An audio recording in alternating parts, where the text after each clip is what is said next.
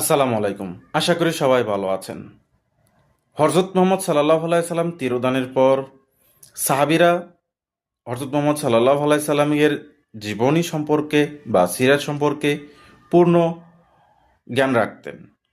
তারা যেভাবে কুরআনকে সময় দিতেন, কোরআনের সাথে যেভাবে থাকতেন, ঠিক সেরকমভাবেই তারা হযরত মুহাম্মদ সাল্লাল্লাহু আলাইহি সাল্লামের জীবন সম্পর্কে তার পরবর্তী প্রজন্মকে শিক্ষা দিতেন, অর্থাৎ সাহাবীদের সন্তান এবং তার পরবর্তী ধাপের যে যারা রয়েছে বা সন্তান সন্ততি নাতি রয়েছে তাদেরকে শিক্ষা দিতেন।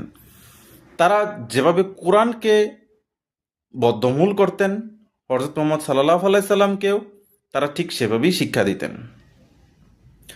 আমরা ঠিক যেভাবে কোরআন শিক্ষা করব, ঠিক সেভাবেই হযরত মুহাম্মদ সাল্লাল্লাহু আলাইহি সাল্লামের জীবন সম্পর্কে আমরা নতুন নতুনভাবে জানব এবং বুঝতে চেষ্টা করব। যদি এটা আমরা করতে পারি তাহলে হযরত মুহাম্মদ সাল্লাল্লাহু আলাইহি সাল্লামের সম্পর্কে আমরা আরও জানব, তার প্রতি আমাদের ভালোবাসা আরও সুদৃঢ় হবে এবং সুন্নাহ অনুযায়ী আমরা জীবন গড়তে পারবো।